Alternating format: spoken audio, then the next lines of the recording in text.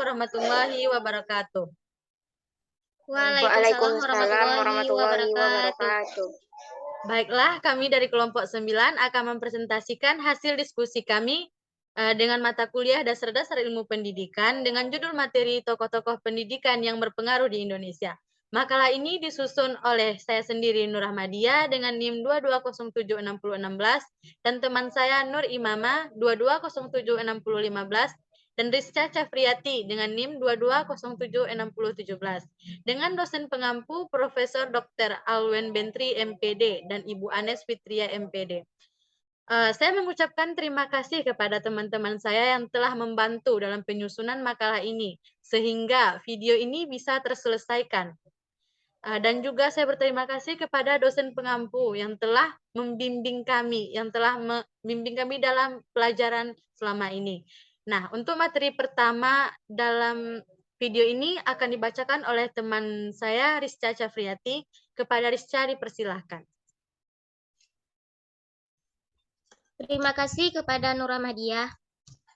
Pengertian pendidikan. Pendidikan merupakan salah satu kebutuhan pokok dalam kehidupan manusia yang berpikir. Bagaimana menjalani kehidupan dunia ini dalam rangka mempertahankan hidup. Dengan kata lain, pendidikan itu sangat penting bagi manusia. Pentingnya pendidikan ini telah diteliti oleh beberapa tokoh dan para pemikir tentang pendidikan. Sebagai generasi penerus, kita perlu mengetahui sejarah mengenai tokoh pendidikan tersebut. Begitu banyak ide yang telah mereka gagas untuk mengungkapkan pentingnya pendidikan dalam kehidupan. Tokoh-tokoh tersebut tidak hanya dari dalam negeri saja, namun juga ada tokoh-tokoh dari luar negeri. Negara juga merupakan negara yang berkembang, begitu juga pendidikannya. Jadi, kita harus tahu bagaimana pengaruh tokoh pendidikan terhadap pengembangan pendidikan yang ada di Indonesia.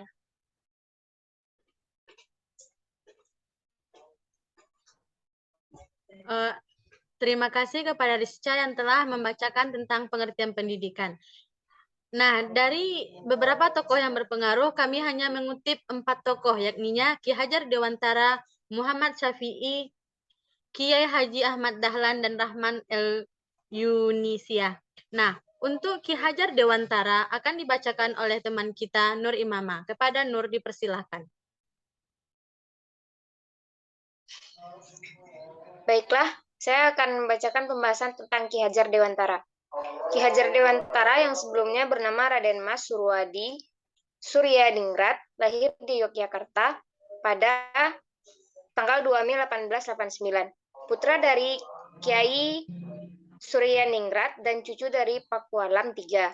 Beliau adalah tokoh yang sangat berjasa di bidang pendidikan dan beliaulah yang mendirikan Perguruan Nasional Taman Siswa pada tahun 1922. Karena jasanya yang sangat besar tersebut, maka sampai sekarang hari lahirnya diperingati sebagai Hari Pendidikan Nasional.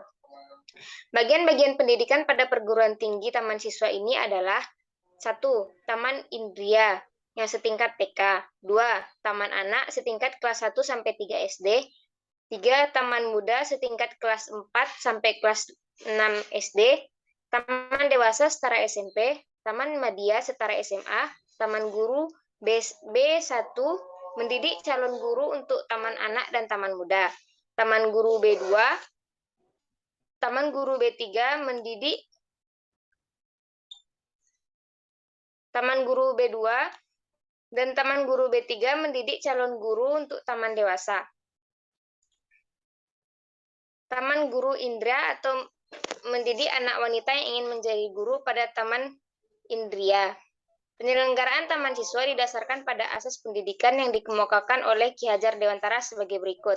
Yang pertama, asas kemerdekaan. Yang ketiga, asas kebudayaan. Yang keempat, asas kebangsaan. Yang kelima, asas kemanusiaan. Pemikiran Kiai Hajar tentang tujuan pendidikan yaitu memajukan bangsa secara keseluruhan tanpa membeda-bedakan agama, etis, suku, budaya, adat, kebiasaan, status ekonomi, status sosial, dan sebagainya, serta harus didasarkan kepada nilai-nilai kemerdekaan yang asas. Baiklah, saya kembalikan kepada moderator. Terima kasih kepada Nur Imamah yang telah menyampaikan materi tentang Ki Hajar Dewantara. Berikutnya tentang Muhammad Syafi'i yang akan disampaikan oleh Rizka Cafriati. Kepada Rizka dipersilahkan. Baiklah. B. Muhammad Syafi'i. Muhammad Syafi'i lahir di Kalimantan pada tahun 1899. Perjuangan beliau juga dititik beratkan pada bidang pendidikan pada tahun 1922. Beliau menjadi guru pada Sekolah Kartini di Jakarta dan sejak itu aktivitasnya di bidang pendidikan terus berkembang. Sebagai seorang tokoh, aktivitas di bidang pendidikan terus berkembang. Sebagai seorang tokoh, pendidikan Muhammad Syafi'i berjasa besar dalam mendirikan sekolah yang diberi nama Indonesia Nederlandsche School atau yang lebih dikenal dengan INS di Kayu Tanam, Sumatera Barat. Dasar pendidikan yang dikembangkan adalah kemasyarakatan, keaktivitas, kepraktisan, serta berpikir logis dan rasional. Berkenan dengan itulah maka isi pendidikan yang dikembangkan adalah bahan-bahan yang dapat mengembangkan pikiran, perasaan, dan keterampilan yang dikenal dengan istilah 3H. Head, Heart, and Heart. Sementara itu, INS menitik beratkan pendidikannya pada dunia kerja. INS menyelenggarakan pendidikan dalam jenjang berikut, ruang bawah selama 7 tahun, atau setara SD, ruang atas selama 6 tahun, atau setara sekolah menengah.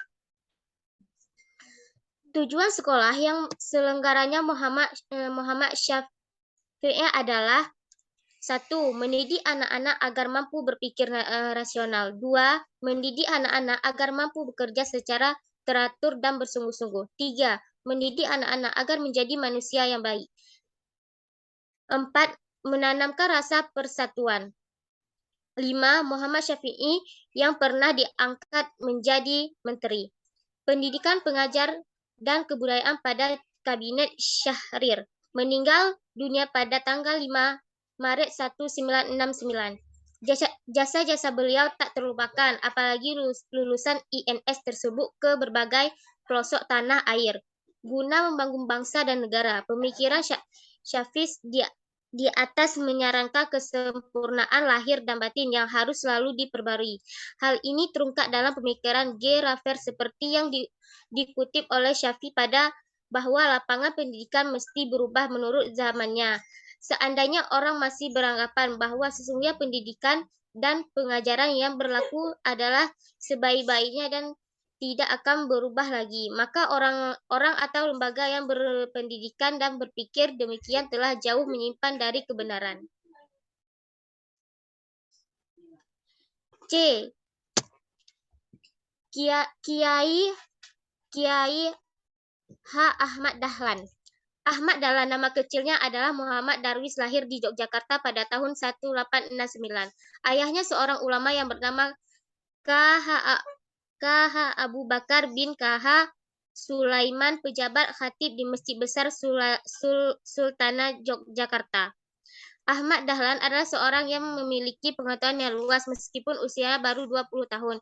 Ia mulai merintis jalan baru 20 tahun. Ia mulai merintis jalan yang pembaruan di kalangan umat Islam. Misalnya, membutuhkan arah kiblat salat pada masjid yang dipandang tidak tepat arahnya yang sesuai dengan perhitungan menurut ilmu falakiyah yang dikuasainya. Ada beberapa hal yang melatar belakangi Ahmad Dahlan mendirikan Muhammadiyah ini. 1.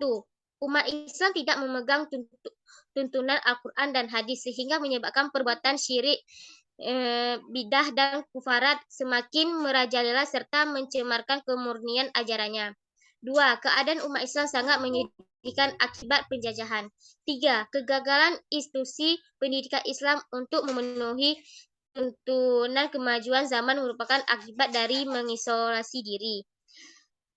4. Persatuan dan kesatuan umat Islam menurut akibat lemahnya organisasi Islam yang ada. 5. Munculnya tantangan dari kegiatan misi Zinding yang dianggap mengancam masa depan umat Islam. Oke, terima kasih kepada Rizka Syafriati. Berikutnya tokoh terakhir yang akan dibacakan oleh Nur Imamah. Kepada Nur, persilahkan. Baiklah, Tokoh keempat yaitu Rahma El Yunusiah. Bentuk realisasi dari pemikiran pendidikan Rahma El Yunusiah adalah berupa pendirian sekolah-sekolah bagi perempuan. Hal ini merupakan tanggapan dari situasi pada masa itu dan sejalan pula dengan teorinya Arnold J. Arnold J. Toynbee yaitu Challenge and Response. Sedangkan tujuan pendidikannya untuk mencerdaskan kaum perempuan agar pendidikan pada masa itu tidak berpusat pada laki-laki. Dengan demikian, hal ini sejalan dengan teori feminisme, yaitu teori poststrukturalis dan postmodernisme. B. Pengaruh tokoh-tokoh pendidikan terhadap pengembangan pendidikan di Indonesia. Yang pertama, pemikiran pertama tentang pendidikan nasional. Sejak lahirnya pergerakan nasional, suatu gejala yang penting adalah adanya keinginan yang bertambah luas kepada pendidikan atau pengajaran. Semenjak Budi Utomo lahir, maka soal pengajaran ini selalu tercantum dalam program setiap partai di Indonesia. Dalam aktivitas politik ini, Kiai Hajar Dewantara memakai setiap kesempatan yang ada untuk mengeluarkan pendapat-pendapat tentang pengajaran kolonial dan pembaruan-pembaruan yang harus ditempuh, sesuai dengan tuntutan ke arah kemerdekaan bangsa. Salah satu perjuangan yang sangat berarti, yakni tidak menyetujui penggunaan bahasa Belanda sebagai bahasa pengantar di sekolah Indonesia. Menurutnya, apabila kita menghendaki satu bahasa untuk bangsa kita di seluruh Nusantara, maka janganlah memaksakan salah satu bahasa Eropa. Sebab, bukankah kita mempunyai bahasa Melayu yang tidak saja mudah untuk dipelajari, tapi sudah sejak lama menjadi lingua franca di Nusantara. Baiklah, selanjutnya saya serahkan kepada moderator. Baiklah, saya akan melanjutkan materi yang disampaikan oleh Nur Imamah tadi. Yang kedua, yaitu Taman Siswa sebagai pelaksanaan asas dan dasar pendidikan. Dengan mendirikan sekolah Taman Siswa, Ki Hajar Dewantara mulai mengesampingkan pendekatan politik. Ia dapat menjadikan keinginan bangsanya karena usaha untuk mendidik angkatan muda dalam jiwa kebangsaan sesuai dan merupakan bagian penting pergerakan kemerdekaan Indonesia. Selain itu, dianggap merupakan perjuangan meninggikan derajat rakyat.